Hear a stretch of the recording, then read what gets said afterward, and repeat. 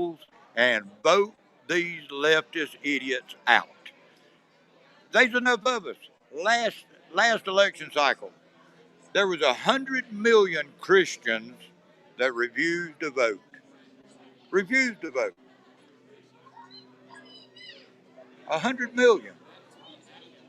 So I'd like to just kind of stay focused on the monument because that's kind of what our audience is interested in. Do you feel that the monument is playing into some kind of national political?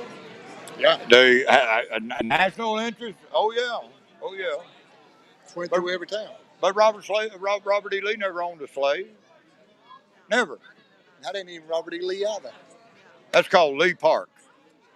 And it's dedicated to dead soldiers. Look, this is all about a power control that's being propagated by the Democratic Congress. Look, even this coronavirus, let's go to that one. Even this, it's already been debunked. The masks don't work. The masks don't protect nobody. It's already been proven. Scientifically, it has been proven. Okay? My lady, she's around here somewhere. She's in stage 4 COPD. She has black lung disease. She only has 28% of her lungs left.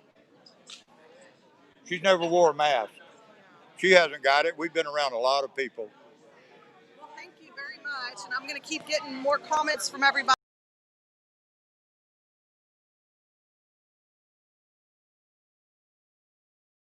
To be removed. The Confederates were traitors to our country who fought to keep slavery and lost. We learn about their history in school. People don't learn about history from statues, and we shouldn't be glorifying them. Germany doesn't have statues of Hitler. It has history museums and memorials to his victims, which is a model that makes sense to me. I can't imagine how our black citizens and tourists feel looking at this celebration of slavery that Pensacola is actively promoting by allowing it to remain. Thank you. This letter is from Charles L. Setti, Honorable Joe Canada Wynn President and Member, Pensacola City Council, and members of Pensacola City Council. This letter is submitted in response to 2 proposals before the Council to remove the Confederate Monument in Lee Square and to rename it Florida Square. Proposal to remove Confederate Monument. This monument is very unusual, if not unique. Every other Confederate monument I have seen has been to honor a Confederate general or politician. Although the people who caused this monument to be erected couldn't resist dedicating it to 3 Confederate politicians, it wasn't erected to honor them. And although the monument says that the Confederate soldier fought for a cause in which he believed, that is patently untrue. Those are their words, not those of the Confederate soldier. This monument is not to honor any of the politicians, plantation owners, or Confederate generals. The large letters on the monument tell us whom it was intended to honor, our Confederate dead. It is topped with a statue of an ordinary rank-and-file soldier. The Confederate soldier had no voice in whether to secede from the Union. The decision was made by the slave-owning plantation owners, wealthy businessmen, and politicians. They are the ones who voted to secede or had their political lackeys do so. When the war started, however, the poor fellow depicted on the top of this monument was conscripted by his government, pulled away from his farm, cobbler shop, blacksmith trade, or other occupation. And if a family man, he was pulled away from his wife and children. He was then given a uniform and a rifle and sent to fight the invading Northern Army. He didn't sacrifice his life so he could keep his slaves. He didn't own any. And he certainly didn't fight so that the plantation owners and other wealthy Southerners could keep theirs. He fought to protect his family, home, and occupational premises from a vastly superior invading army. Thank you. This is from Michael Westfall. When I look at the monument, I see a soldier who fought for what he thought was right and lost his life for it. I don't see North or South or black or white. Approximately 900,000 men on both sides gave their lives. It was my gut feeling that it will be a unanimous decision to take it down and put in storage. If this happens, it will never be seen again. 100 years from now, a father and son will come across what is left of this monument. The son will ask his father, "What was that for?" The father will tell him, "I think it was for a civil war." The son will then ask, "What's a civil war?" And then the father will say, "I don't know, I don't remember." You will be erasing history if you throw this monument away. I hope you will consider putting it on the November ballot so all people can vote on it, not just the few who are now making the loudest noise and intimidating everyone. Following comments are from Joseph Zayas. Dear Mayor Robinson and Pensacola City Council members, Pensacola is one of the most historical cities in the United States, dating back to 1559 with the Don Tristan de Luna settlement. It has been known for many years as the City of Five Flags. One of those flags is the flag of the Confederacy. I am Cuban American and have been a Pensacola resident for 43 years, having come here from New York in 1977 to teach physics at Pensacola Junior College, now Pensacola State, from which I retired in 2012. And to say this day I have not lost my Hispanic accent. I am very upset by the present effort by many transplants like myself to tear down monuments that represent part of our great city's history. I view this effort as reminiscent of book burning. Whether we like it or not, Pensacola did have a Confederate era. The South lost, and all 600,000 Americans perished in that war, which ended slavery in the United States forever. The monuments are there to remind those who died in that war. We have no right to tear down, nor can we erase that period from Pensacola's history. We can learn from past mistakes and move forward into a more equitable future. I respectfully request that the monuments should be retained in place, and anyone caught defacing them should be prosecuted to the full extent of the law. This letter is from Robert Clipper. Dear members of the Pensacola City Council, first, by way of background, I was born in the old Sacred Heart Hospital on 12th Avenue and attended the old St. Michael's School adjacent to Florida Lee Square. My dear father attended the old Pensacola High School on the other side of the square, so I've observed the old Confederate Veterans Memorial Park for more than 60 years.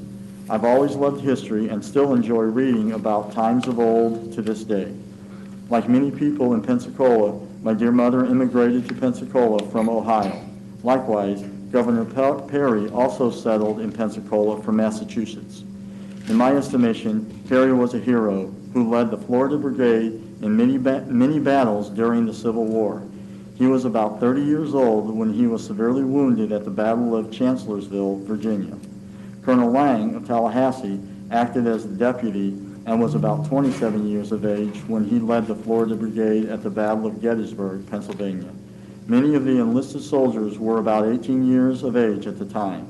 Of note, most of the soldiers were conscripted, drafted into service in the Confederate Army.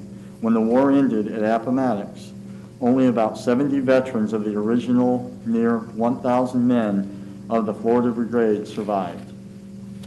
Much has been said about how right or wrong these men may have been, but the fact remains that they were young citizens of Pensacola and North Florida, and they suffered greatly and died in battlefields far away from home.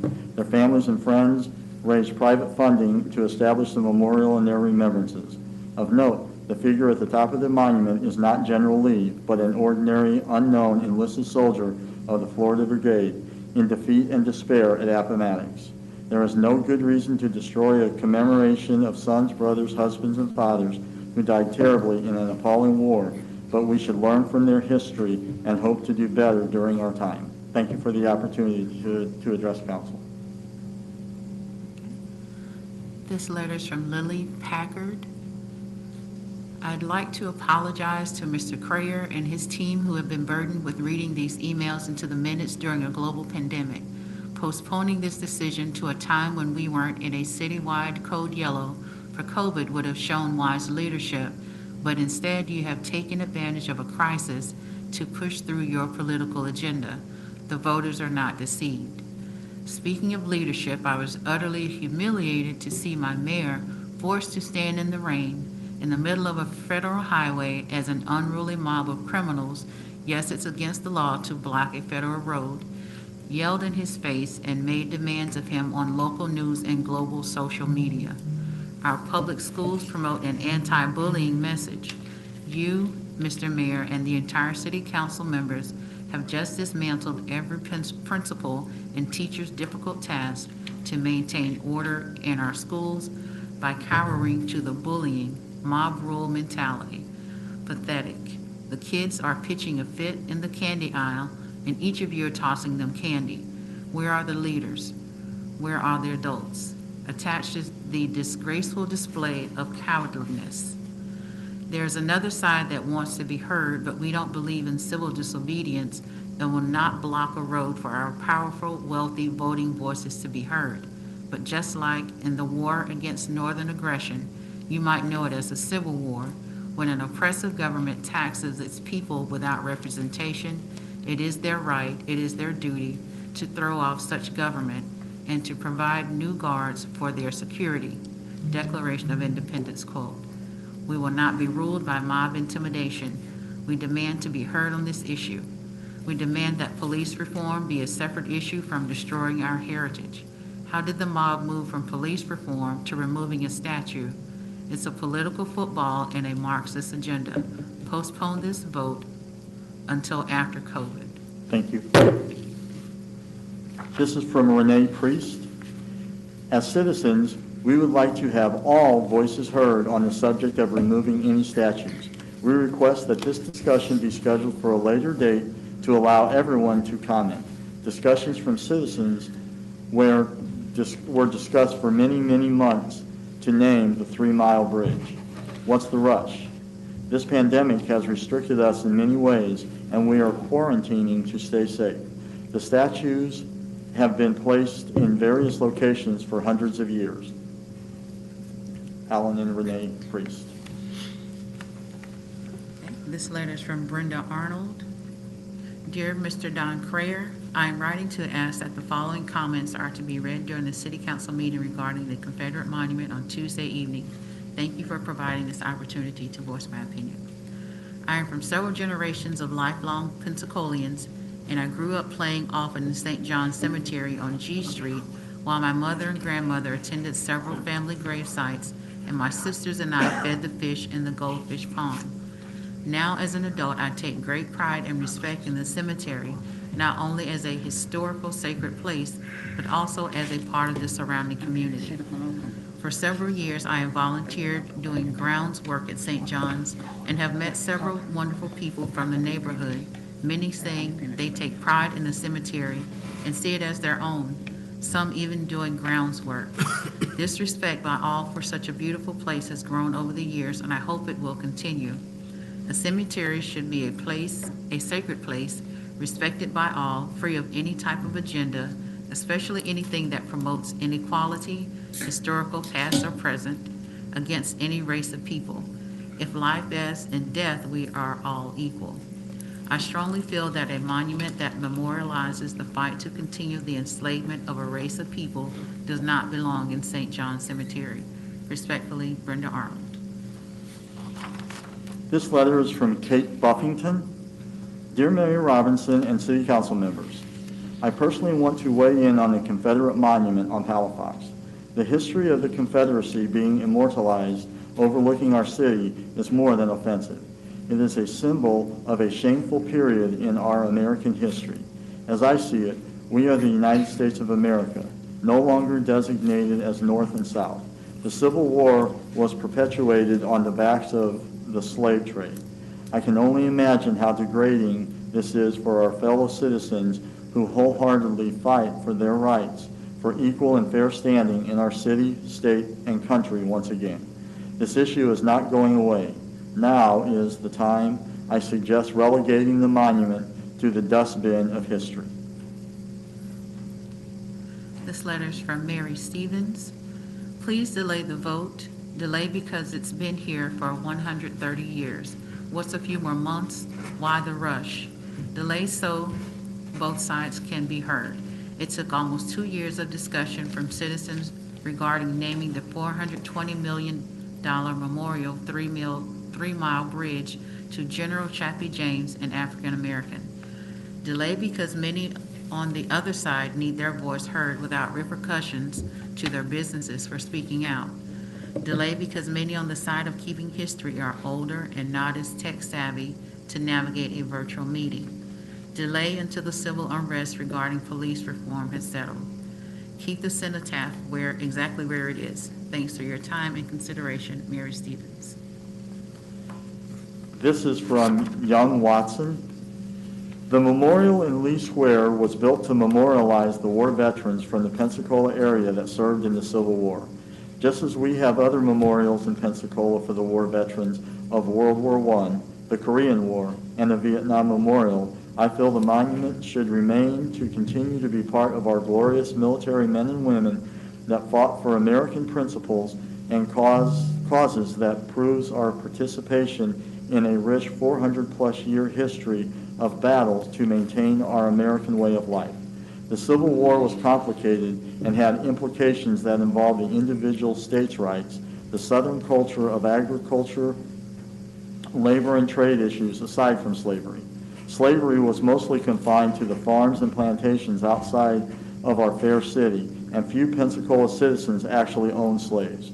My great-grandfather, F.C. Brent, and great-great-grandfather, Thomas Brent, both served in the Confederate military. They both returned to Pensacola after the war, broken in spirit and broke financially, according to my family history. Three sides of my family were involved in the building and financing of the Lee Memorial from the Brent, Watson, and Young sides of my family in the late 1800s. Our heritage and the promotion of our heritage sites like Lee Square are history and need to be maintained for future generations to learn firsthand from these monuments and sites like our Seville Square District, our Wentworth Museum, our forts on NAS that continue to attract tourists from around the world to tell and show our valuable history as part of America. I pray and recommend that the City Council maintain the Lee Monument and Park as is, where is, for the future. Very sincerely, Malcolm Young Watson. This letter is from Maggie Leiterman. I do not want to see history erased because then our future generations will not know the history. Instead of removing monuments, we need to be adding plaques and monuments to the same location that honor the people who are wronged. I say, think what would happen if the concentration camps in Germany were torn down. Would future generations believe they existed?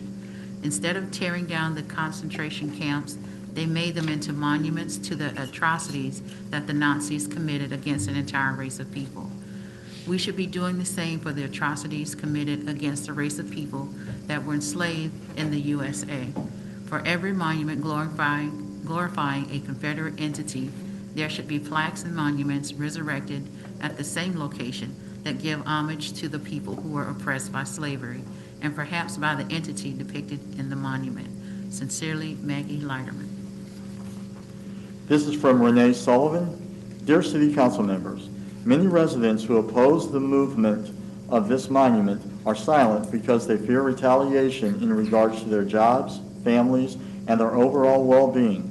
But it is important to send this email to challenge each of you to uphold the views of all citizens by encouraging you to keep the Cenotaph, That's it.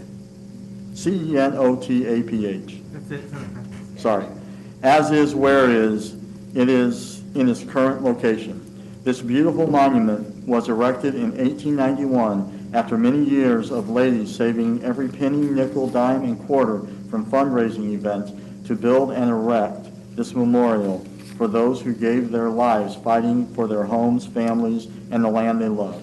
Not only does this monument signify the sacrifices that were made by Florida families during the war, but also serves as a reminder to all of the South's resilience to once again become a beautiful and prosperous city after pulling themselves from the ashes of war to rebuild their homes, businesses, and most of all, their families. Contrary to the current narrative perpetuated by those who oppose anything related to the 4-year period of the war between the states, this is not and was never intended to be a racist symbol, but those who oppose have attempted to impose their own personal views and make it racist based by attributing today's standards to those from yesteryear. People change their outlooks, but history and facts never change. Do the right thing and do not disturb the cenotaph. Thank you. Following comments are from Catherine Kersey. City Council members, I believe that the monument should remain in Lee Square. Attempting to erase history does in no way remove it. History tells us that Governor Perry's wife worked hard to have this to honor her husband and the fallen soldiers.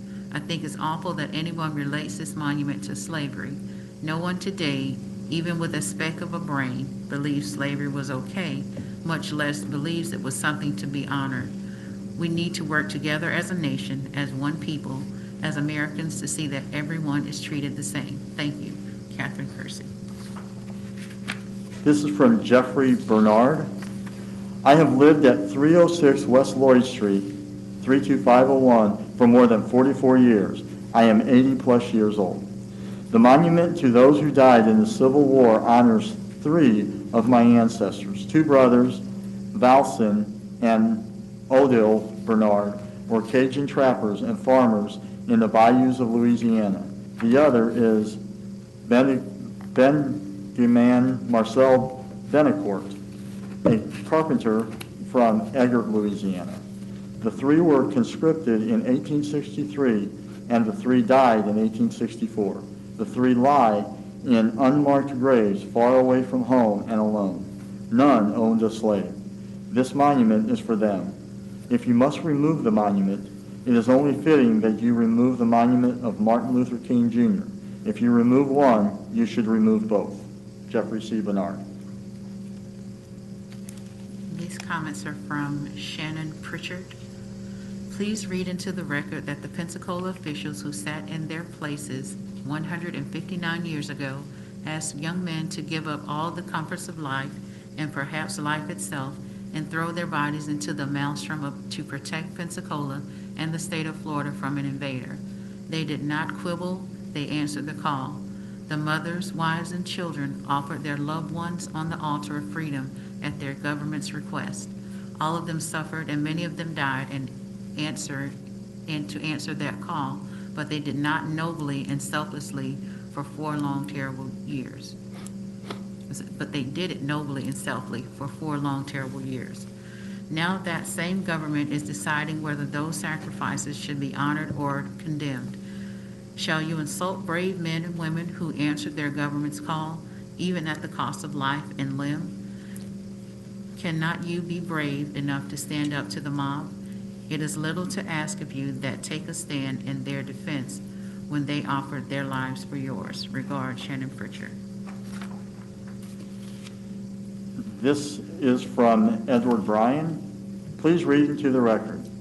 Delay because many on the other side need their voice heard without repercussions to their businesses for speaking out. Delay because all this undue stress on city staff and council members weakens their immune system, and many are in the at-risk age. Prayer having to read emails in a mask for 3 hours is unhealthy and dangerous.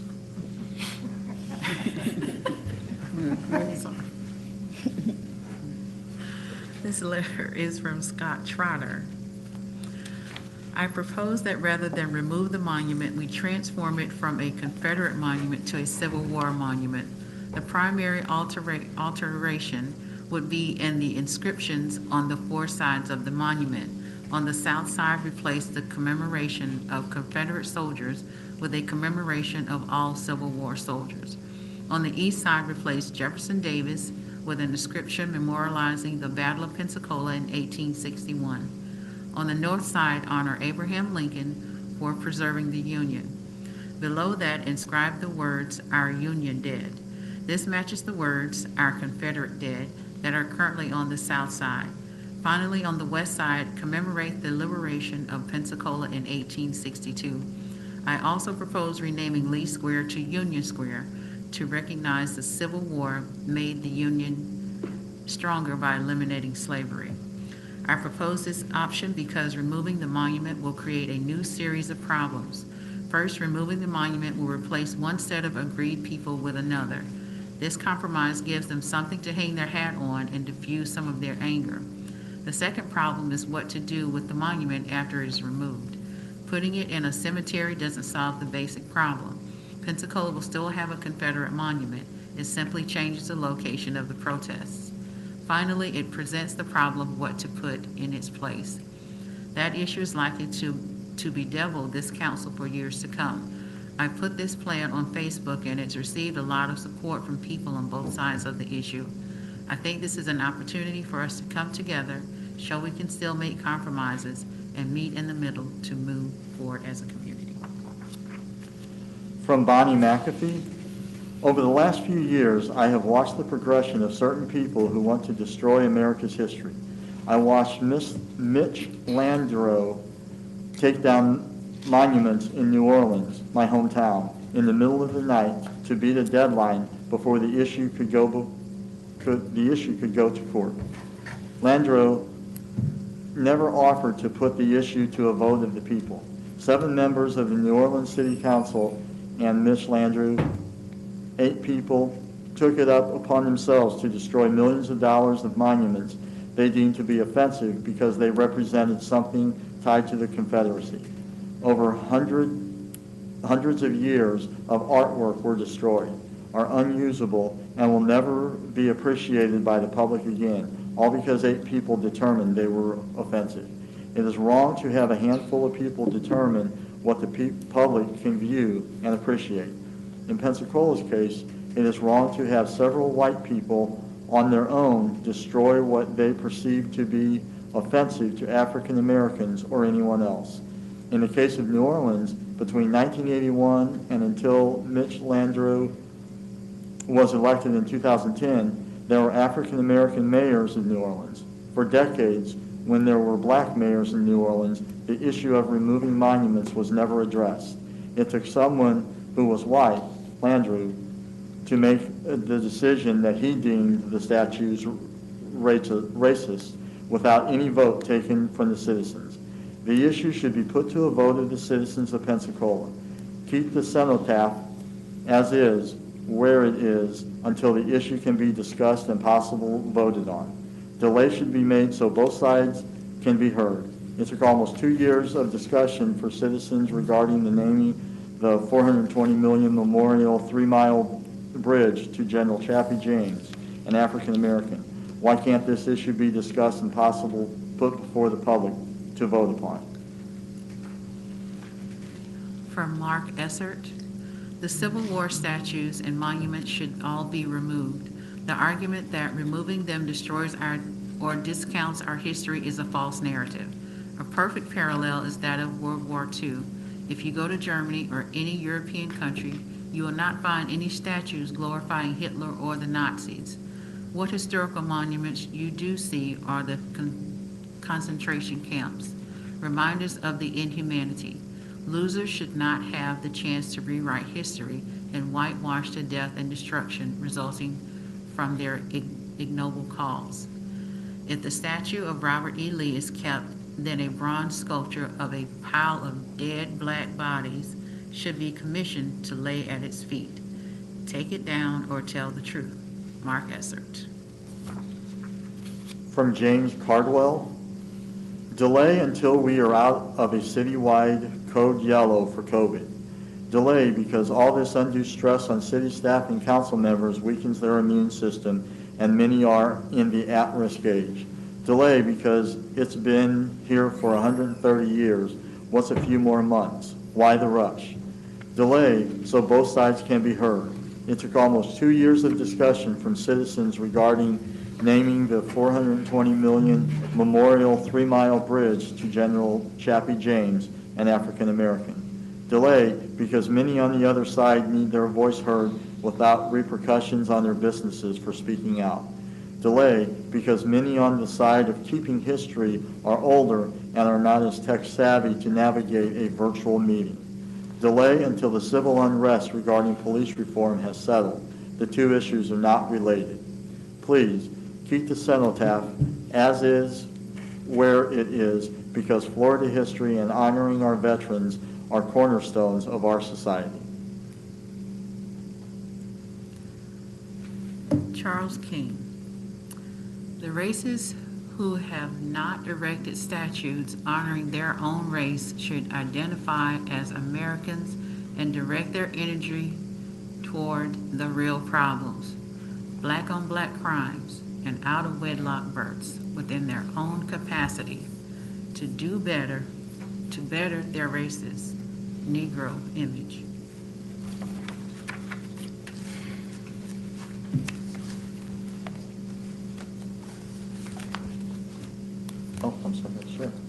Hannah Luttrell. I am writing to request a delay on the decision to remove the Lee Square Memorial. Our history is to be preserved, protected, and interpreted. Removing it stops any discussion and any interpretation of the issues of the day. Racism is a quote, racism is a heart issue. Whether the monument is up or down will not change the heart issue. Paraphrase from Dr. P.C. Wu, 9/14/17. The mayor mentioned in his Facebook video that $10 million would be needed to add other people's group stories to the area. The African Americans have a $420 million 3-mile-long memorial plus a soon-to-be completed statue honoring General Chappie James. Pretty much can't top that. You don't have to push this through right now. Focus on the Kyle Project and police reform. Our monuments have nothing to do with the police reform. Build up our cultural heritage environment and monetize our history through the walk, bicycle, drive-friendly heritage trail. With COVID changing how we travel and live, an outdoor heritage trail would be beneficial to our tourism community. Quint Studer just held a discussion forum at the Wahoo Park to hear from business owners and citizens on closing off Palafox. It took almost 2 years of citizen discussions on the General Chappie James Bridge. This 130-year-old memorial to veterans definitely needs equal and adequate time to discuss ideas. Paraphrasing for time, Sherry Myers, 9/14/17, wants to see more monuments, women, Native Americans, and slaves. Joel Wynn, paraphrase 9/14/17, said there does not need to be a discussion first prior to removal of any monument is the City Council's policy and ordinance for such monuments. What should be looked at as historical resources and preservation and then be able to deal with each historical issue as it comes up. Please keep it so we can change hearts. From Stephanie Webb Schwartz. I'm a third-generation citizen of Pensacola, and I'm asking only 2 things. 1, do not destroy my town's history in the form of removing the Lee Square Memorial. 2, place the power of the memorial's fate back into the hands of the people by putting it on the November ballot rather than making the decision yourselves. By doing this, you are free and clear of persecution from either side, and the power of this decision falls into the hands where it so justly belongs, the people, the taxpayers, the citizens. We deserve the right to choose what happens to our city, and if in November the popular vote is to remove it, then the democratic process will have done its job, and the Lee Square Memorial can come down. But this was an issue created by the council, being voted on by the council, and that does not coincide with the democratic process you swore to uphold. I am against removing this monument that is dedicated to our fallen soldiers, and I'm asking you to put it on a ballot and let your fellow citizens vote. From Rebecca Black. As I previously stated, my great-grandfather fought in the Civil War. He was the son of a dirt farmer. The family owned no slaves. Soldiers of all wars, even unpopular ones, should be given proper respect. Commissioned or conscripted, whether they died valiantly or in vain, whether the cause was popular or not. If you must retire the memorial, please do so with the proper respect for all soldiers. And also, do please consider donating it to the nearest Civil War battlefield park. There are some in southern Tennessee, and I think this would be a wonderful idea. From Eric Hansen. I'm a staunch supporter of our historical monuments and statues remaining where they are. I do not support moving them or tearing them down. The popular movement in this country to erase our history because it is offensive to some is a dangerous and slippery slope that we need not go down. This is but a brief moment in time that I urge you to take pause and slow down. Statues that have stood for 100 plus years deserve the benefit of a lengthy, thoughtful debate in which both sides can be heard. The temperature and environment that the United States finds itself in currently is not the time to act hastily and erase our history at the demands of a small minority, and I assure you it is a minority. It may seem like a loud voice to you, but that is because this mob has taken the First Amendment rights away from the majority of the people. Anyone working in corporate America must remain silent at the risk of losing their jobs and their livelihood. This mob will attack, besmirch, and destroy any voice that speaks against them. From Jerry and Dave R. Let's be innovative and be maybe the first city to do this. Leave the monument up, but let's come up with a new plaque to be placed on it explaining what we now know. The wording should be something agreed upon by a committee of black and white folks, possibly members of the mayor's new committee. Wording should not be short, but it should be a learning experience for all. Thank you. From Lauren O'Connell. It is with a heavy heart that I write this letter to you. I strongly urge you to not bow down to the demands of these anarchists and begin to dismantle our city's rich and colorful history. Pensacola is the oldest settlement in North America, and it has occupied and waved the flag of 5 different countries. Pensacola has the honor of being the home to household names like Andrew Jackson and Geronimo, as well as one of the first African-American mayors in the South, Salvador Pons. Forged from these shores is a unique and prosperous community built by the sweat and tears of people of all cultures. These monuments serve as a reminder that history, where we have been and how far we have come. In the infamous words of Edmund Burke, those who don't know history are doomed to repeat it. Do not allow yourself to fall into the emotional persuasion of people's political agendas who don't even understand the depth of what they are fighting for. Focus instead on the beauty and art that these monuments represent. Let them stand as a remembrance to the days when brother fought against brother and when families were divided and blood was shed for a cause that people felt the need to die for. How far are we really from being at each other's throats again and dividing this country? These monuments should instead be embraced and held up as symbols of where we as a country never want to be again. To destroy a country's heritage and history is to destroy its heart and soul. This is the same tactics terrorist groups like ISIS and Al-Qaeda have demonstrated all over the world. The Nazis also destroyed artifacts and monuments all over the world. Let us not censor our people. Instead, highlight our history and educate one another on the many lessons Americans have learned throughout its lifetime. These monuments have stood the test of time, remained intact through wars and devastating hurricanes.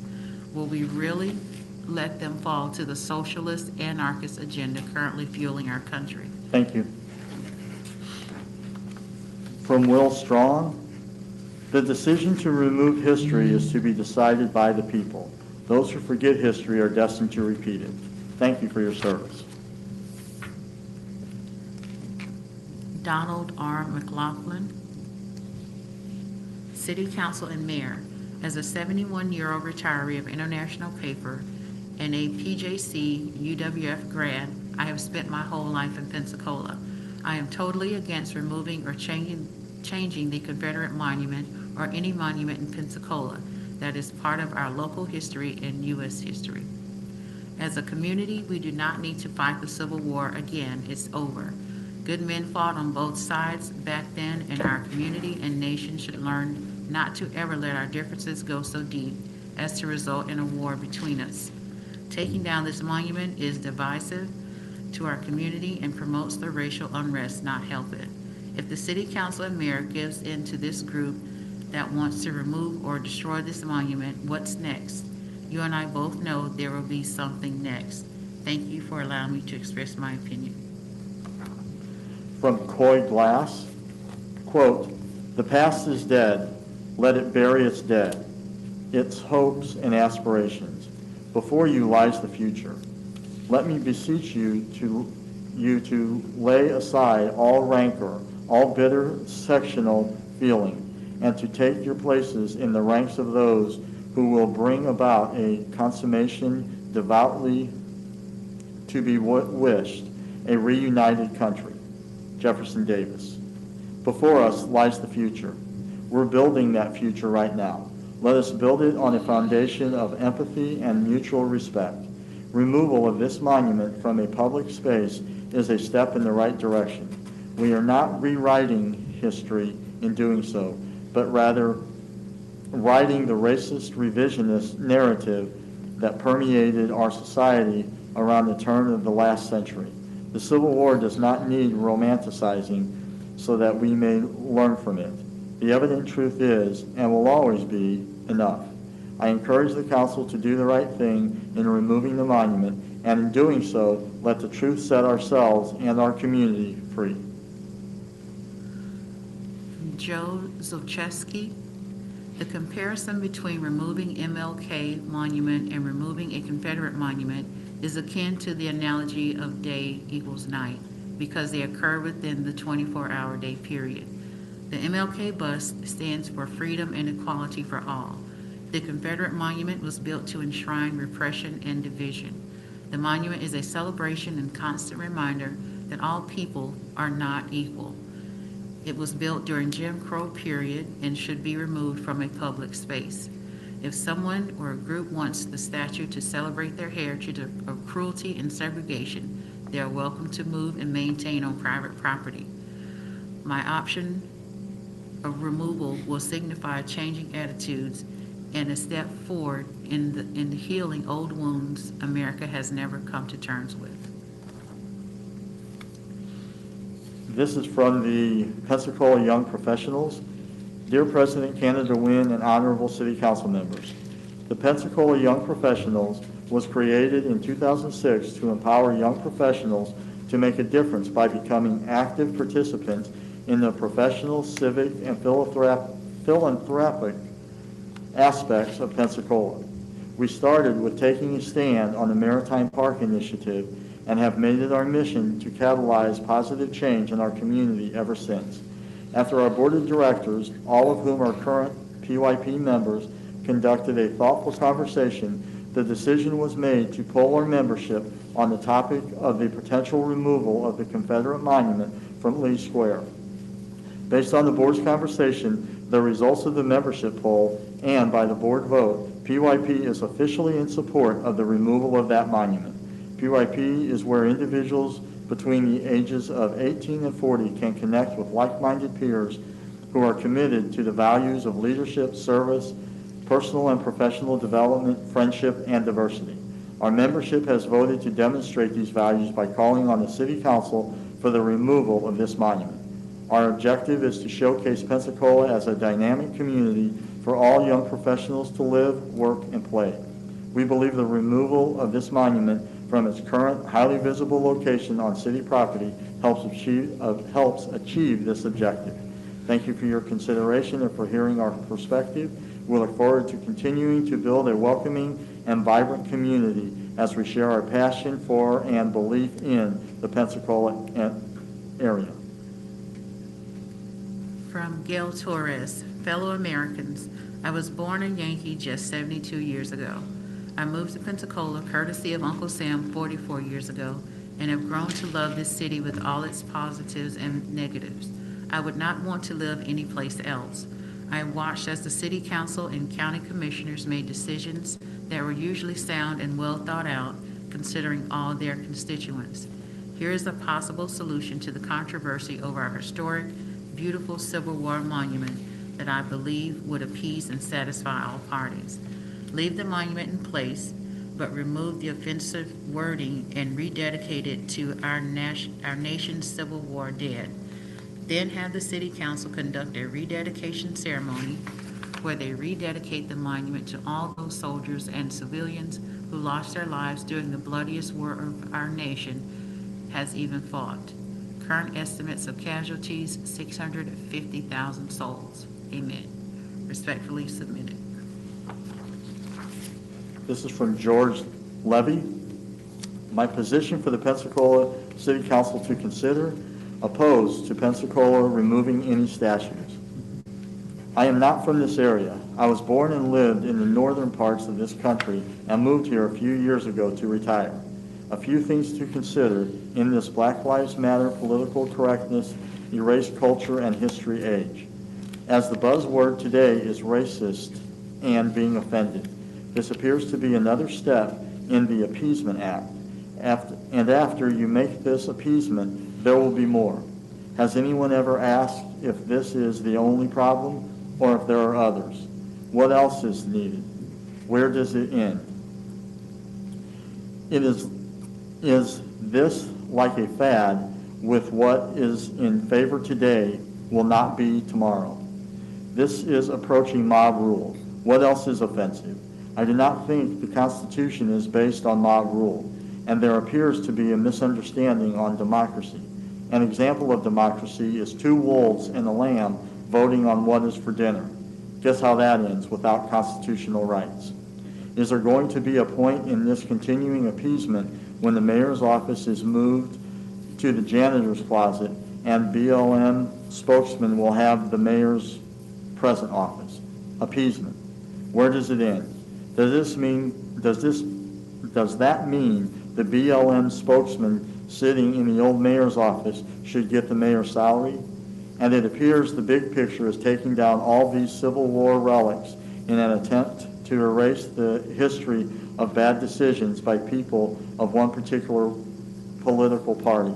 And doesn't this particular political party still exist to this day? It is possible that party wants to erase all this history and reminders before people get smart and start asking questions. If you want to remove the Confederate statue because some people are offended, should you also remove any and all other also because some other people may be offended by that? What should remain today? I can wait for when the reparations discussion comes up. Thank you. From Russell Edgar, The Myth of Confederate Pensacola. Since 1821, Pensacola has been a city proud to be part of the United States and a crucial part of the United States as a U.S. military stronghold that at the time of the Civil War included Forts Barrancas, McCree, and Pickens. Pensacola was never a city devoted to the Confederacy, and the notion that it was is a myth concocted years after the Civil War. Indeed, the Confederate attempt to establish even a foothold in Pensacola was half-hearted, half-measured, and brief. History shows that in 1861, a small number of Confederate militia attempted to take Fort Barrancas, but were quickly rebuffed by Union soldiers. For months, Confederate militia, reinforced by other Confederate troops, continued to assault Union stronghold, but failed after sustaining substantial losses. After less than 18 months, the bulk of Confederate troops that had occupied the city evacuated and never returned. Confederate troops that remained quickly surrendered. History also shows that when Confederate troops fled, the city cheerfully welcomed Union forces. Union naval officer David Dixon Porter wrote of the happy surrender of the city by the mayor of Pensacola to Union forces, who said, "I am Mr. Brosenham, gentlemen, a leading citizen of Pensacola, who for the past year have dwelt beneath the folds of an alien flag and who have been despoiled of my goods and chattels worse than the Egyptians were of old. I welcome you to this loyal city, where I hope the tramp of the rebel host will never more be heard, and that we never again be deprived of the dear flag which has sheltered me from boyhood, and of which I have dreamed every night since it was replaced by that meaningless rag which no one could respect, much less revere." The history of Pensacola is the history of a city that since 1821 has been a crucial part of the United States of America. Pensacola is the cradle of United States naval aviation, not the cradle of a mythical Confederate Air Force. Thank you. From Patricia Edmiston, PhD. Should the monument stay or go? The place to start in your deliberation should be the rightness or wrongness of the purpose behind the erection of the monument. Taking history and Southern scholarship into consideration, we know that the monument, while giving solace to white Southerners and imagined justification for the loss of so many lives, has as its purpose the manifestation of white power. The purpose, then, was wrong. Moving on, the best place, one that would provide historical context for the monument, should be St. John's Cemetery. From Peter Steinblick, Council members Canada Wynn, Hill, Geralds, Moore, Myers, Terhar, and Wu. Tonight you have the rare opportunity to positively correct course and take steps toward reparations. Admittedly, I am a transplant, a white male having moved here in recent years. However, when friends and family inquire of the cultural climate in my newly and proudly adopted city, I often cite the very existence of Lee Square and the placement of the post-Reconstruction Confederate Monument at the highest point of the downtown area as evidence of prolonged, visceral, and promiscuous attitudes of white superiority. As expressed in a 1960 edition of the Southern School News, Pensacola is at the tip of the state's northwest panhandle, where segregation sentiment is strongest. For more than a century, there has been strong evidence of white power systems in this area retaining positions of privilege without explicitly declaring superiority. This monument does both. I urge you as a respectful citizen of this great and treasured city, remove the monument now. Resident of East Hill. From Kevin B. Flynn, USMC retired. Delay until the civil unrest regarding police reform has settled. The two issues are not related. Keep the cenotaph as is where it is, because a memorial for the local Confederate dead is not a symbol of hate.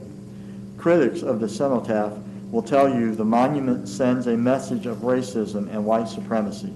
They will argue it was erected during a period in history when whites wanted to show that they still ruled the South. If that is true, why is it not plainly stated so on the monument? Our Confederate dead is hardly a message of intimidation. America is a place of many cultures, many political opinions, and many values. True tolerance, which respects individuals without necessarily approving of everything they believe or espouse, is essential. Let's show the world that we are a place of true tolerance where we can honor our Confederate dead while standing against police brutality with a mural proclaiming to the world Black Lives Matter.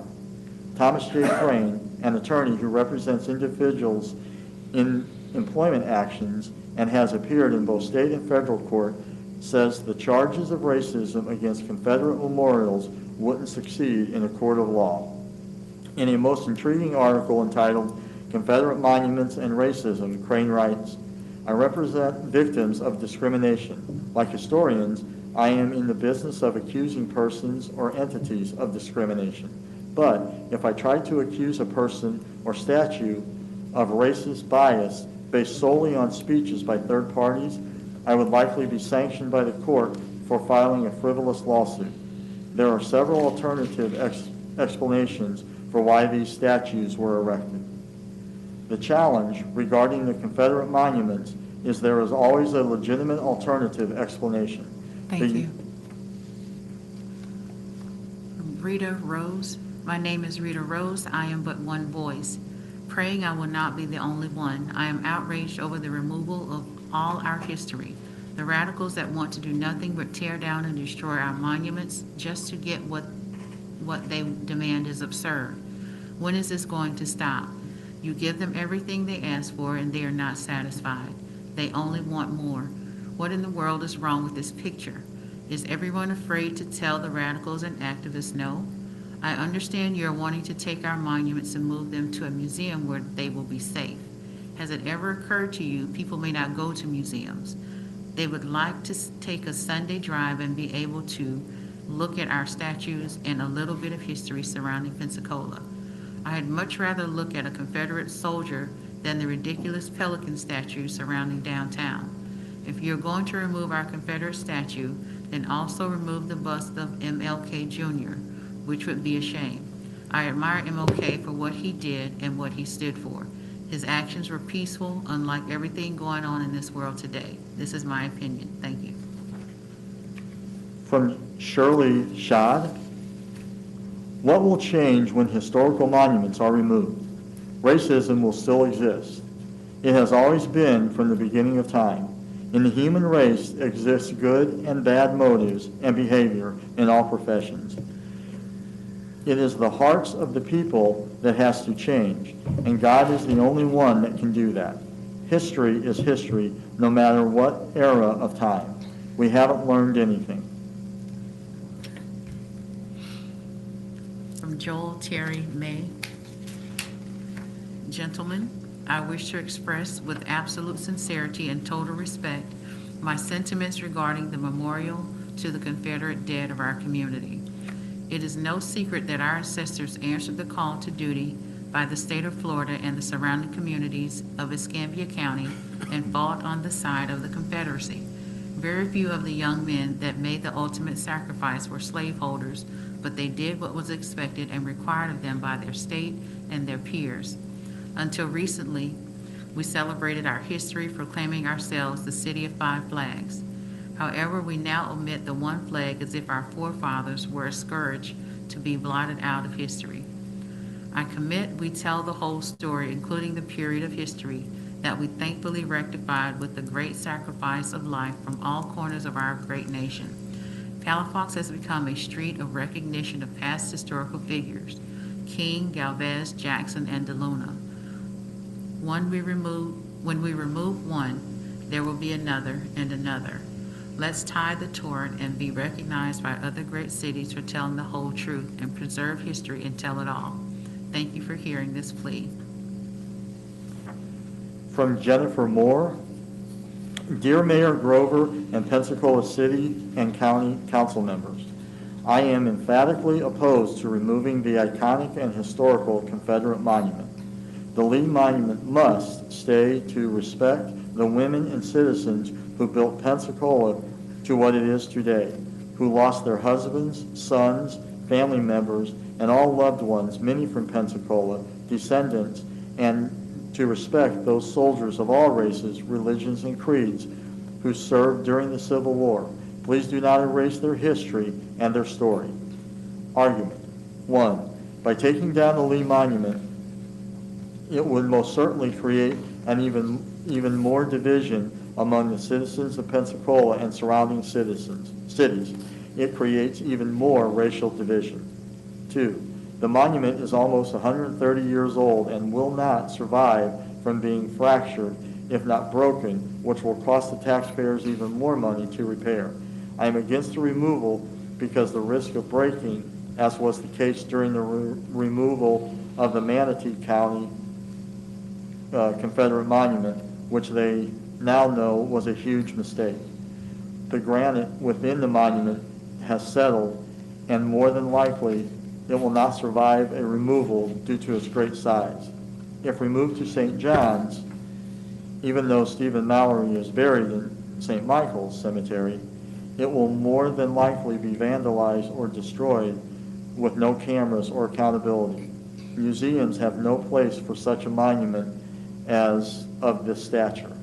Please let it rest where it is in peace. Please do not risk breaking it. 3.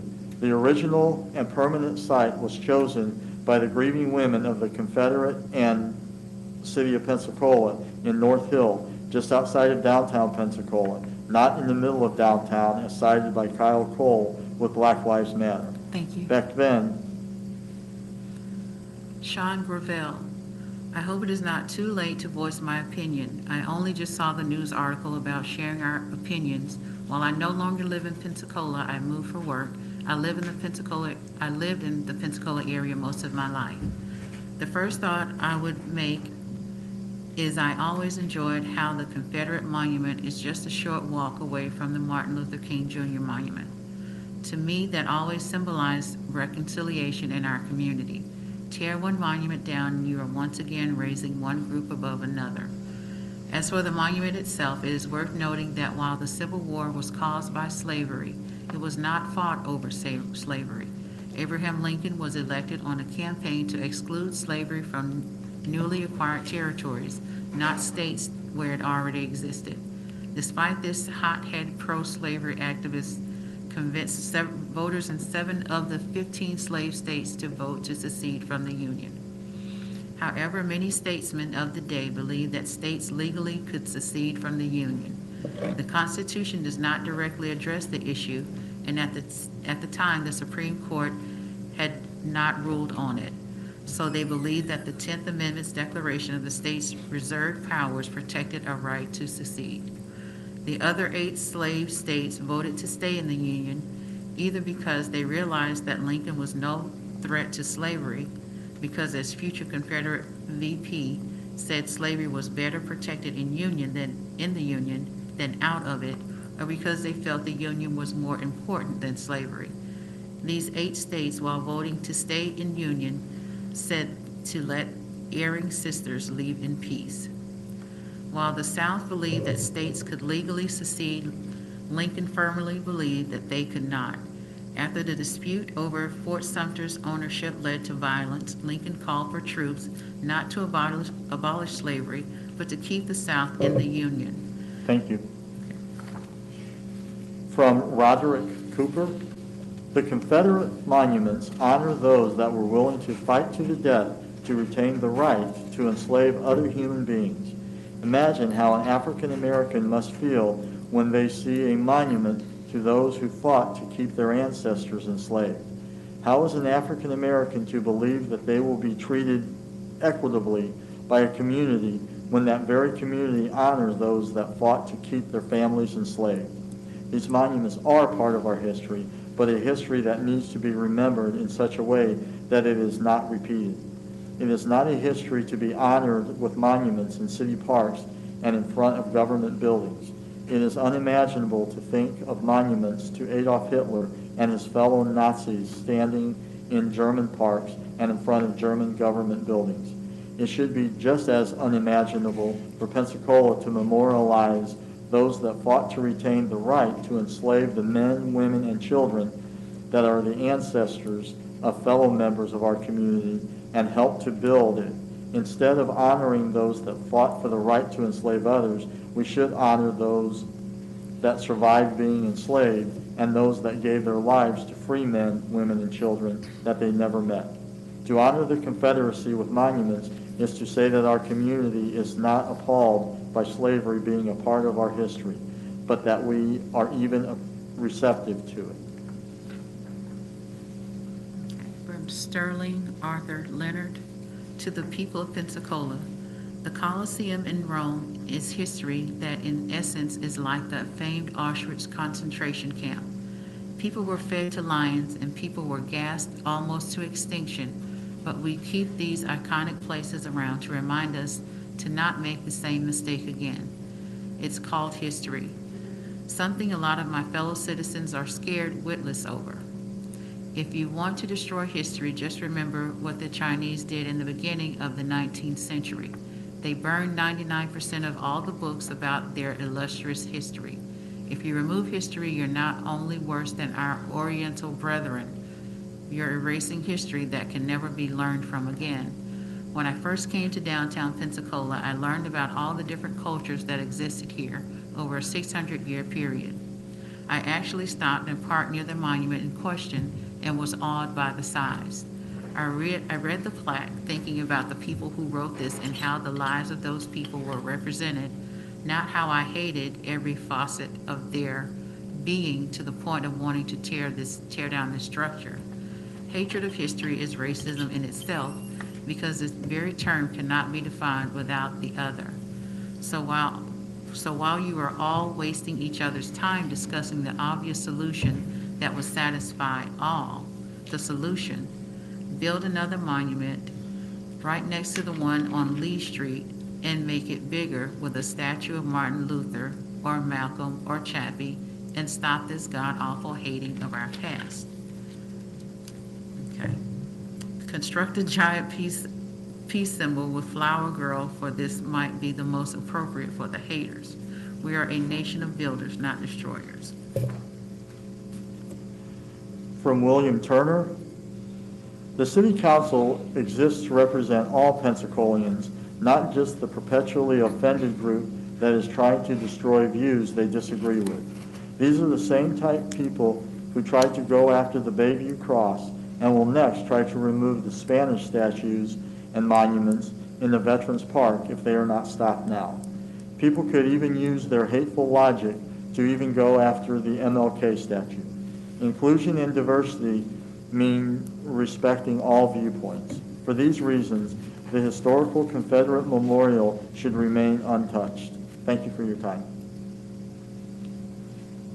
From Zachary Fox.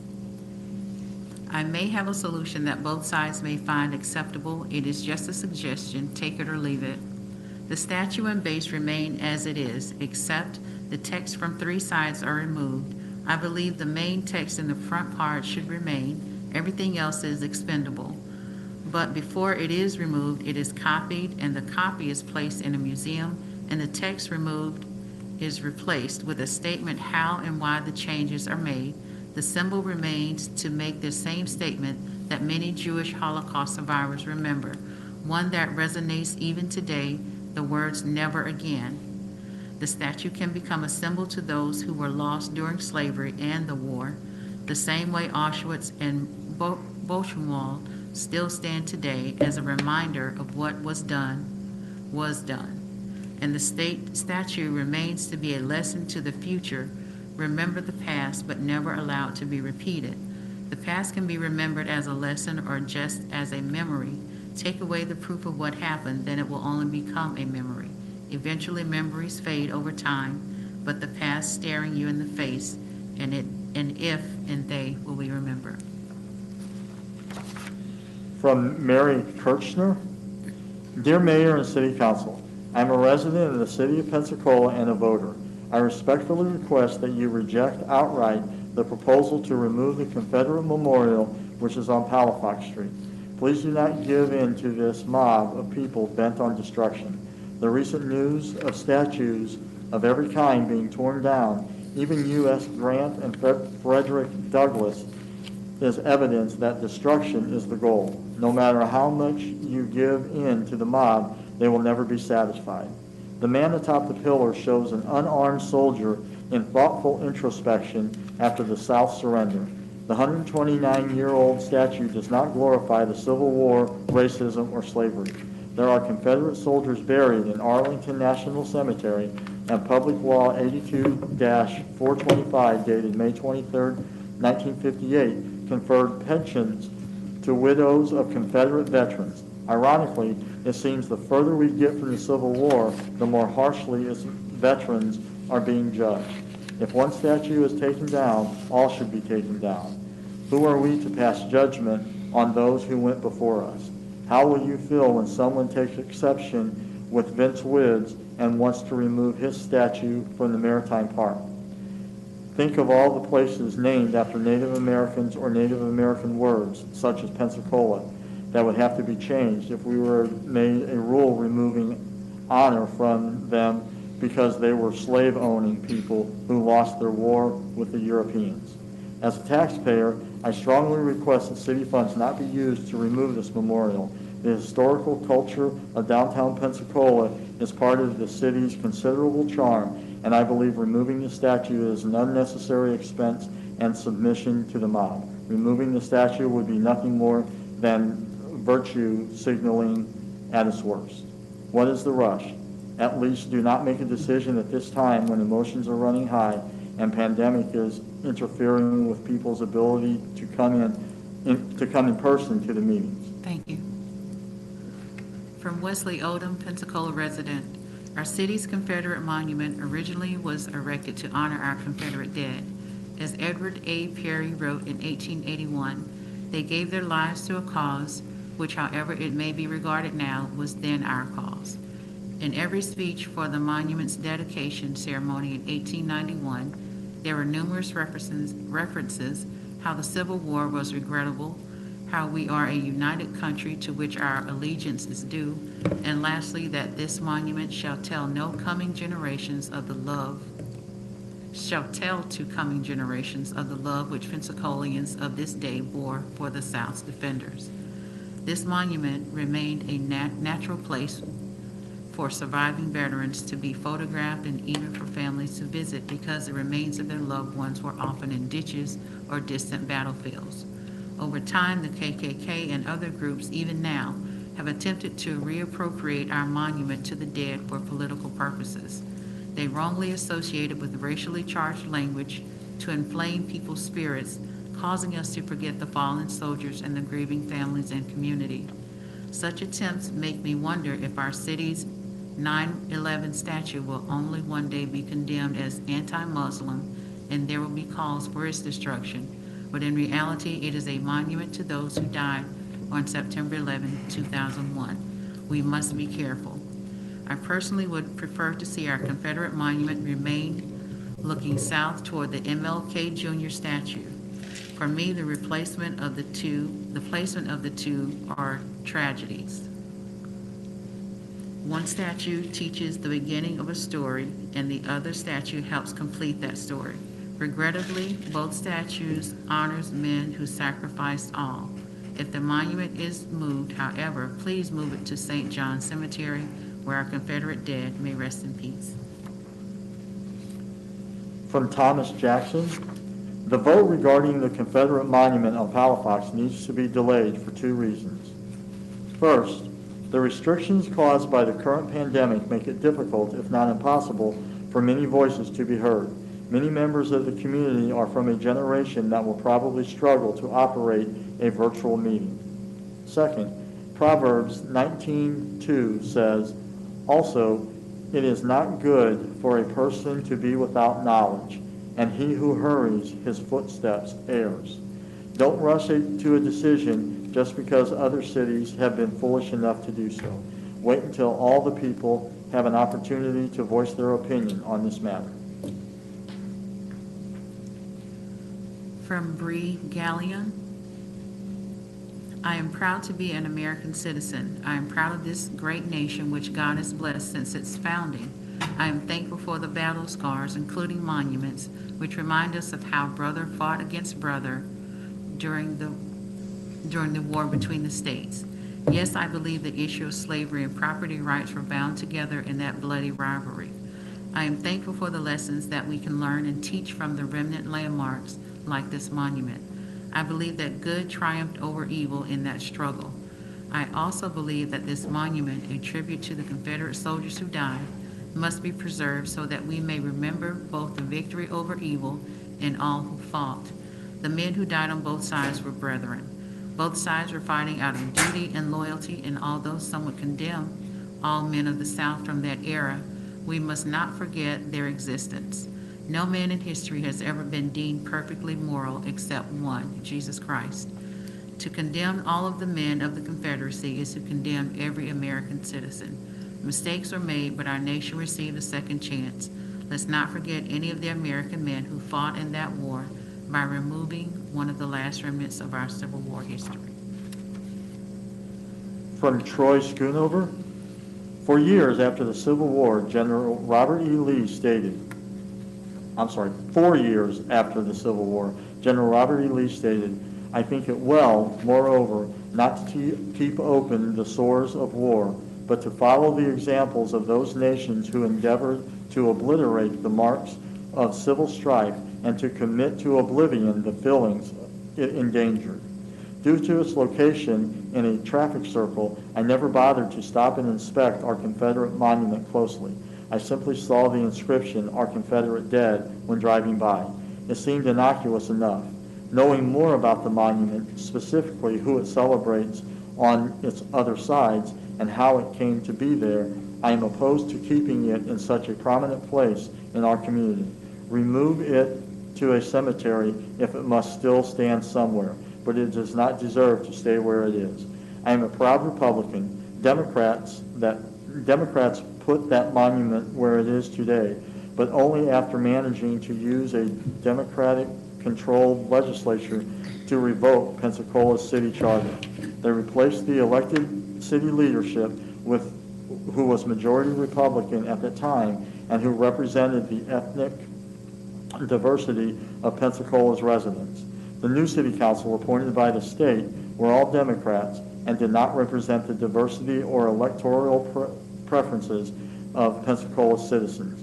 The new city leaders installed by the state immediately set about causing racial division, renaming Florida Square after Robert E. Lee, who would not have wanted that done, and allowed a monument to be erected in Pensacola perpetuating those feelings General Robert E. Lee said should be committed to oblivion. Restoring Florida Square and removing or relocating this monument will right a historic wrong, help us heal, and move forward together, embracing Pensacola's legacy as a diverse community that can live, work, and worship together in peace. From the Ladies Memorial Association of Florida. Good day. In considering your decision today, please remember the following. W. Bond, killed at Gettysburg. F.M. Bauer, killed at Spotsylvania. Frank Burns, killed at Seven Pines. H. Church, killed in 7 Days Battle. J.P. Clark, killed at Seven Pines. C.E. Cooper, killed at Sharpsburg. J. Cunningham, killed at Frazier's Farm. D.H. Deere, mortally wounded at Gaines Farm. A.B. Dixon, died at St. Charles Hospital. W. Florney, killed at Sharpsburg.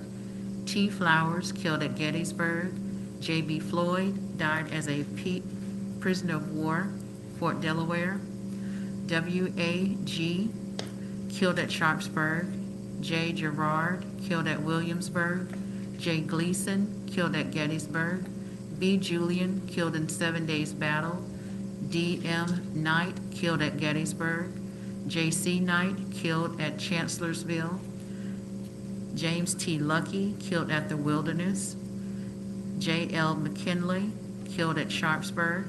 J. T. Merritt, killed at Williamsburg. T. N. Rawson, killed at Ellison's Mill. J. Sherman, killed at Williamsburg. C. S. Shippey, killed at Seven Pines. S. Way, killed at Williamsburg. These Pensacolians are the reason why this cenotaph was erected. It is immoral and illegal to touch it.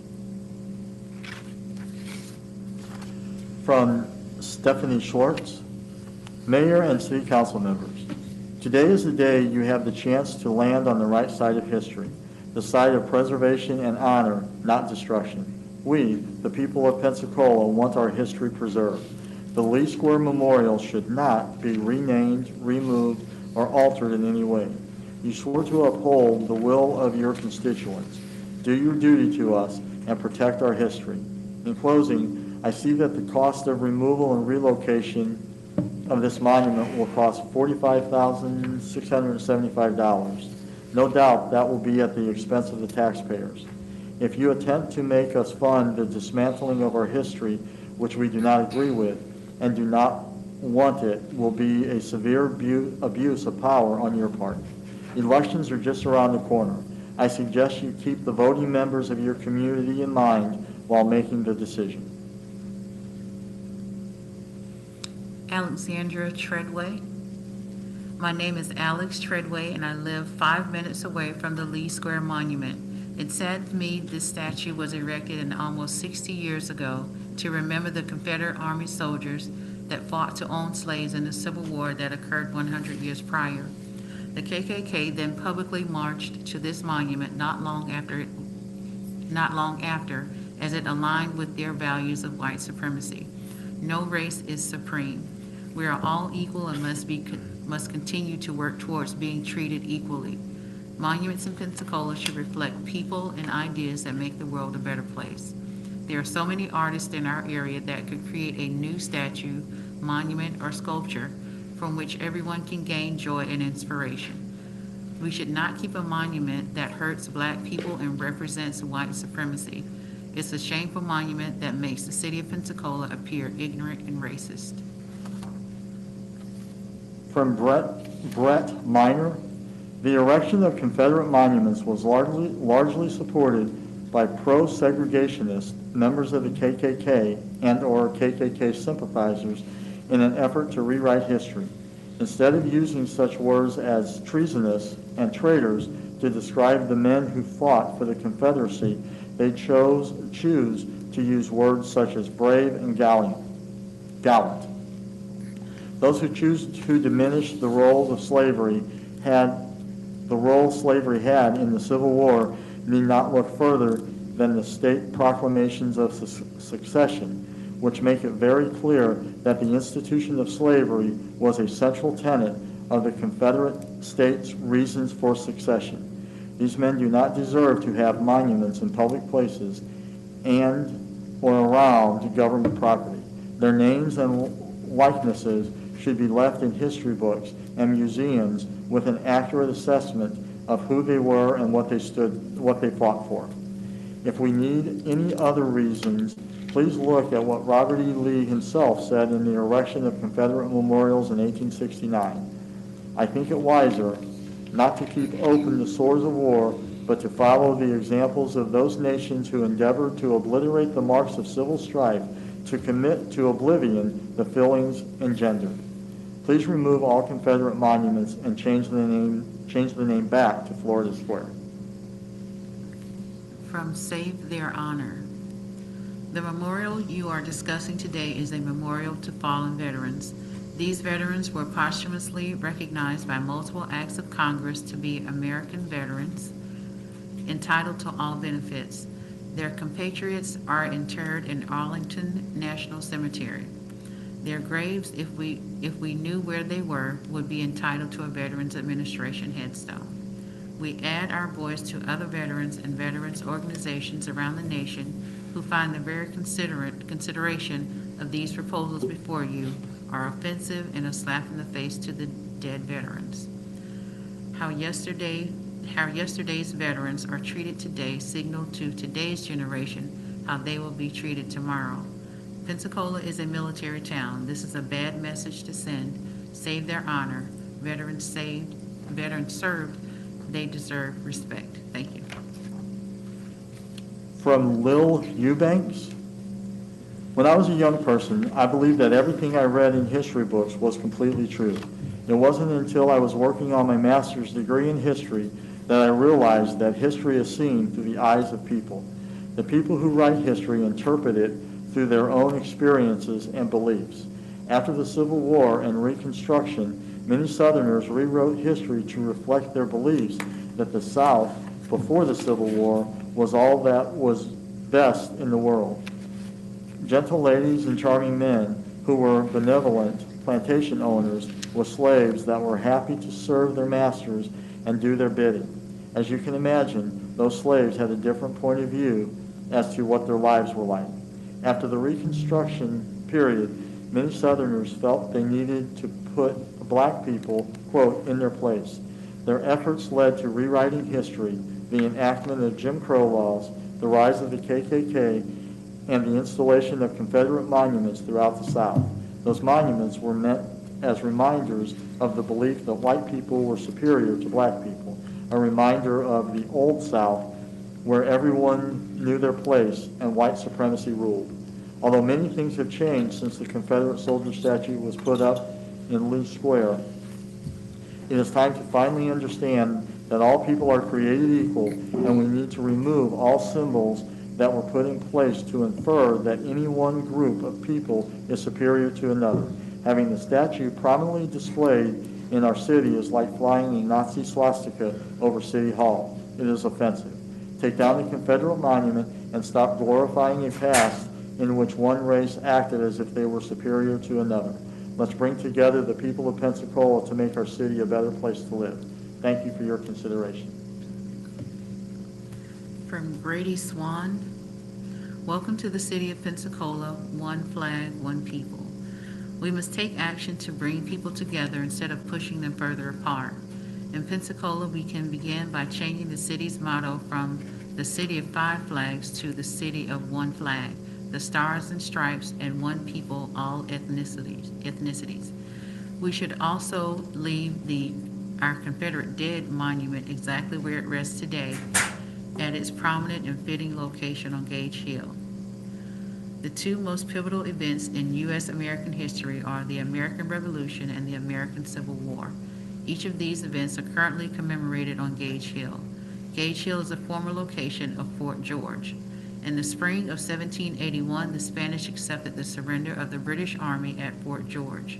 The Spanish campaign to take Pensacola and other British holdings in the South diverted valuable British military resources away from the New England campaign, helping facilitate the defeat and surrender of the British Army at Yorktown, Virginia, later that same year. The British defeat in Pensacola in the spring of 1781 played an important part in America gaining its independence from England and the subsequent formation of the United States of America. The Civil War that occurred between 1861 and 1865 was America's most violent conflict, resulting in over 600,000 American military deaths. Half of those casualties were from the Confederate States of America, many never to return home. Numerous advancements in American civilization materialized out of this carnage. The Civil War enlightened us to the fact that violent conflict between Americans is not the way to resolve our differences, that the Union of the United States of America must be preserved at all costs, and that slavery of any people must not be tolerated. The elimination of slavery paved the way to the eventual promulgation of civil rights legislation that captivated the spirit behind the phrase that all men are created equal. Thank you. Thank you. From Melanie Nichols. Dear Mayor, Council President, Council members, Mr. Carrera, and Mr. Wilkins, thank you for this opportunity to hear from the public on this issue, and special thanks to Keith Wilkins, City Administrator, and City staff members for the carefully researched historical context review memorandum. It provided valuable research for the public about how the park name was changed and how the monument came to be placed so very long after the Civil War. I won't be long because I know that you have many people to hear from this evening, but I wanted to let you know that I support your decision to rename the park back to Florida Square, its original name, and to once again rejoin our other North Hill neighborhood parks of Alabama Square and Georgia Square. I support and encourage council to remove the monument from this site and place it in either St. John's or St. Michael's Cemetery, where it can be a true memorial to the dead, and or remove the statue and panels to reconfigure the obelisk to something that represents our much beloved city. The monument does not reflect our community today and did not reflect our community when it was originally placed. It truly marked the beginning of the end of the Reconstruction movement in Pensacola after the war and marked the beginning of the Jim Crow era. At the time it was placed, our city's population was 48% black, and black leaders represented our city and county government in over a dozen positions. A hostile takeover of our city's charter by white supremacists overtook our government, and the governor stripped black leaders from their duly elected offices and appointed all white Confederate sympathizers, who then renamed Florida Square to Robert E. Lee Square. Soon after, they installed this monument at what would have been the highest, most prominent part of the city as part of the rebranding effort of the South in the Lost Cause narrative. Thank you. From Liz Merriweather. Greetings and thank you for reading my comment aloud. I'm a Caucasian female who grew up in Michigan. I didn't know that Confederate statues even existed until meeting and marrying my black husband from Kentucky in 2009. We walked the shores of the Mississippi River in Louisville, and I began to understand the history of slavery from the black perspective for the first time. As we began traveling through the South, South Carolina, Tennessee, Georgia, Mississippi, and Florida, I started to understand what growing up black in America meant and means today. I'm an educated woman with a master's degree and have been a psychotherapist for over 2 decades, but my former ignorance shames me. I didn't know what I didn't know. I learned in my very Caucasian Michigan school district that the effects of slavery were in the past.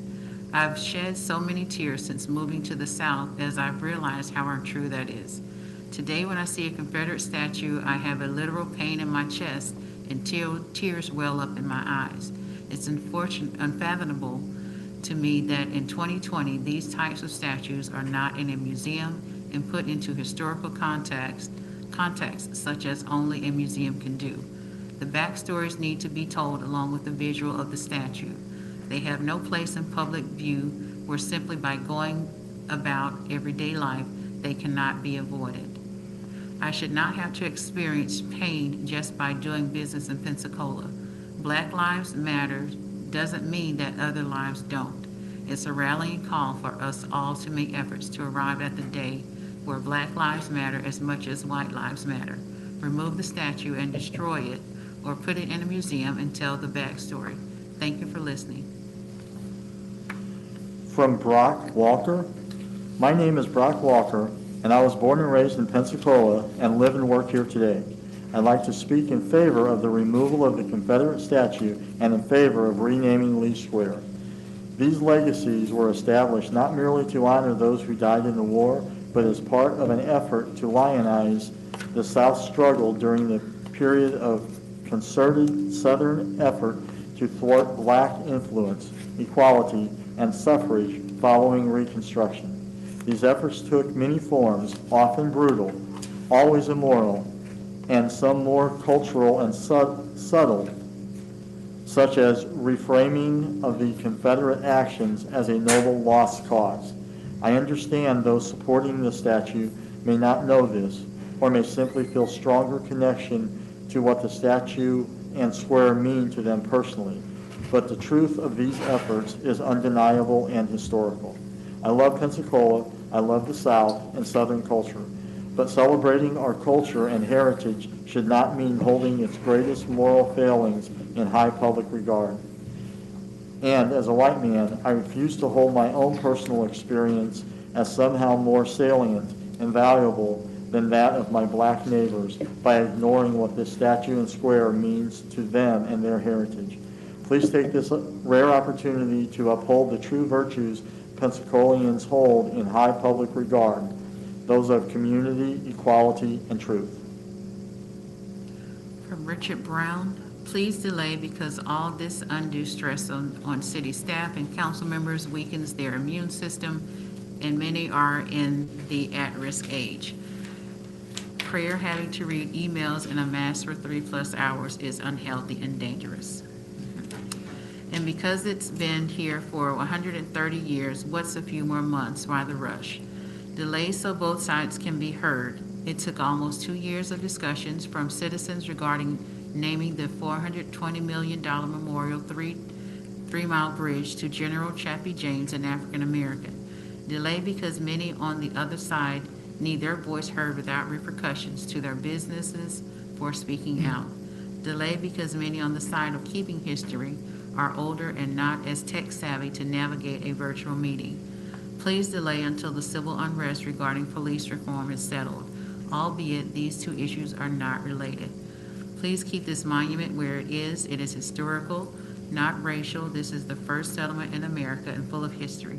Please keep history in its place. From Save Southern Heritage. Some estimates are that 1/3 of the American population are of Southern descent. In the minority, it is not surprising that there have been many smears made of the South, Southern people, Southern culture, Southern flags, and Southern veterans. Southern people have been vilified, our heroes slandered, and the history of our people's death struggle against the tyrannical federal government erased. Those who used to blame Southern monuments and memorials for all of America's problems have quickly advanced to blaming the rest of American history. We have seen the destruction, vandalism of Christian crosses, statues of priests, and American presidents, including the president who fought against the men on the monument have been targeted. Pensacola, as a rich history, it should not be ashamed of the past. It should learn from it. The ladies who caused the memorial to be didn't have the right to vote, but they wanted to express their Southern patriotism. The same that still survives in the Southern family today. Mr. H.K. Edgerton expresses his regrets that he cannot be with you today in person, but sends this message. Taking down this memorial, eye to red, yellow, black, brown, and white Southern soldiers is tantamount to cultural genocide of people who look like him, who served honorably for the South. Thank you. From Chris, delay because it's been here for 130 years. What's a few more months? Why the rush? So both sides can be heard. It took almost 2 years of discussions from citizens regarding naming the $420 million Memorial 3-Mile Bridge to General Chappie James, an African American. Delay until the civil unrest regarding police reform is settled. The two issues are not related. This is part of our history. Leave it alone. If someone doesn't like it, then they shouldn't drive by it. Be strong and pray to God for guidance. From Chip Beckham, open letter to the Pensacola City Council. I am opposed to the removal of the monument of our Confederate dead from Lee Square. Although I live in Georgia now, I was born in Pensacola and lived there for 30 years. My roots run deep. As a child, I've seen the monument atop Palafox Hill many times. Only as a young adult did I study it closely and read the inscriptions. The people who erected such a dignified structure in 1891 gave the best of their talent and treasures to memorialize losses they saw as personal in a war ended less than 30 years prior. Civil War memorials abound in this country. Gettysburg, Pennsylvania alone is home to more than 1,000 such war memorials. I'm reminded of a photograph taken in the early 20th century. With the Lee Square Memorial in the background, a group of Civil War veterans posed in the foreground, perhaps 15 in the group. This was a group of grizzled, white-haired men, several of whom were missing arms or legs. They knew the horrors of war and dealt with the demons of their sacrifice into the twilight years. I can't name these men or know their stories, but I can imagine that shared moment in the presence of the memorial was source of some comfort. Comfort to those who survived and to their memory of those who died on the battlefield. Thus the reason for all such memorials erected by people over millennia. Let the memorial stand that the Confederate dead shall be remembered. Indeed, the nation has bound up its wounds and has grown from the experience. Let us not repeat the mistakes of our past. Contextualize the monument, if indeed, but let it stand so future generations can read of us and know that we, as noble people, respected the sacrifice of our forefathers and made the world better because of it. From Peter. Delay because it's been here for 130 years. What's a few more months? Why the rush? Also, so both sides can be heard, it took almost 2 years of discussion from citizens regarding naming the $420 million Memorial 3-Mile Bridge, Pensacola Bay Bridge, to General Chappie James, an African American. Delay until the civil unrest regarding police reform is settled. The two issues are not related. May God protect our police. Leave our history alone. Pray to God for guidance. From Lunell McAllister. I am a female professional historical tourist that lives in Florida. My husband and I spend 15 to 30 room nights annually in hotels visiting historic sites. We like to come back to cities multiple times to learn more and more about Florida and our history.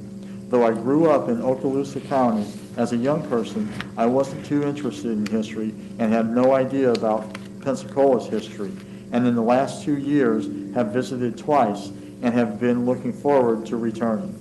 But I will never, ever, ever come back to Pensacola if you declare war on our history. It isn't just Antifa and Black Lives Matters that are vandalizing our civic landscape. If you vote to tear down Pensacola, you are no better than the Third Reich's Nazi ministry of propaganda that destroyed the cultural heritage in those countries they invaded. From Dave Markham. Dear City Council, with a citywide code yellow from COVID-19, economic turmoil, police reform, BLM, and civil unrest, now is not the time to make a rash decision on monuments in our historically rich town, and it should be delayed. Pensacola touts being first city before St. Augustine. We are the tip of the spear for preservation of history and rich cultural heritage and need to make sure we get it right. We could very well be ground zero for this nation on how to turn this into an educational experience for future generations. There are beautiful ideas on how to reinterpret the monument and the plaza that is a memorial to dead veteran soldiers of the United States. Time should be taken to hear both sides. The people of the city of Pensacola have elected you to your seats for such a time as this. Please delay the decision and give the people a chance to come together with a beautiful collaborative solution that will be a light for this nation. Respectfully. From Christina Lowry. Dear council members, as I sit here and ponder of what to say to help save our monument, I also feel as I am fighting for America. History shows that when statues and monuments are being torn down deliberately, such as when Saddam's monument of him was torn down in his country, felt revolutionized. We have lived through revolution, come from the European countries, and fought to keep America's freedom and her liberties. Pensacola in 2019 won first place in an international contest, The Strongest Cities, which we were 52% ahead of the 42% Port Smith, New Hampshire, with both cities with striking similarities and 400-year-old history. Pensacola's historical landmarks, rich diversity, growing economy, and tax base was won by focusing on the heart and soul of the city. Pensacola's historical downtown, which was first built in the 18th century, promotes pedestrian-friendly design. Pensacola's downtown is lively and the pride of the Florida Panhandle, the first champion from the South. This should be noted. It also takes me back to the time of Civil War when 11 states seceded from the United States and became the Confederate States of America. Jefferson Davis, a Confederate, but also elected as president to the Confederate States of America, should also be recognized as a man who took in and rescued a young Jim Limber Davis, a black boy, who is represented on the monument along with Secretary of the Navy Stephen Mallory, who rests in St. Michael's Cemetery. The 14th governor of Florida, Edward Aswell Perry, who was also a Confederate general, and uncrowned heroes which represent all the men lost battling for the Confederate Army. All these men are represented here at Lee Square. From Michael Greco, Confederate statues. It is time for America to rethink its values. The Confederate statues need to be removed and placed into a museum. We cannot change what has happened in our past history. America is supposed to be the land of freedoms, but yet we have committed some very serious atrocities.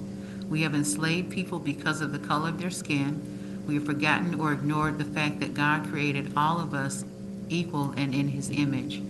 We fought a bitter civil war to free people from these wrongs and then went west in genocide to the Native Americans. The Confederate statues are a symbol of those atrocities. The Confederate States broke our Constitution by seceding from the Union, engaging in treaties with a foreign nation, and the firing upon Fort Sumter. These are all acts of treason to our nation and have cost lives to correct. Washington, Jefferson, Monroe, and some others of our founding fathers had slaves. Some were treated fairly and with compassion, but they were still slaves. These men were involved in the birth of a new nation. Their actions were of unification, not division. The facts remain that the Confederacy was dividing our nation over an issue that remains today. If those who are against removal of these statues, I ask them, can we erect statues of Benedict Arnold and persons like him? Again, remove the statues, place them in a museum as a remembrance of our past mistakes, with the fortitude to correct and embrace the idea that we are all one nation, created equal under our Constitution and God. From Cecil McLeod, we can't erase the hatred, brutality, and injustices of our past, but we can move forward by condemning the people responsible for those evils. Thus, the removal of their statues and other positions of honor. Let's all step into a brighter, united future by cleaning up our ugly, shameful past. We're citizens of the United States of America, not the Lost Cause Confederacy. Let's grow, let's heal, let's unite. From Stan Alsop, While I have no objection to moving the monument, I do object to it being stored or destroyed. This monument represents part of our history, like it or not. Rather than dwell on the past, it should be used as a reminder not of what is, but what was, and how far we've come since then. It can serve as a measure of progress forward. Erasing history that may now be objectionable is the wrong approach, and essentially akin to what fanatics like ISIS did in the Middle East. Move it to an appropriate spot, like the cemetery who already offered to take it. And I'm fine with changing the square's name back to Florida Square for the same reason. That's historically what it originally was called.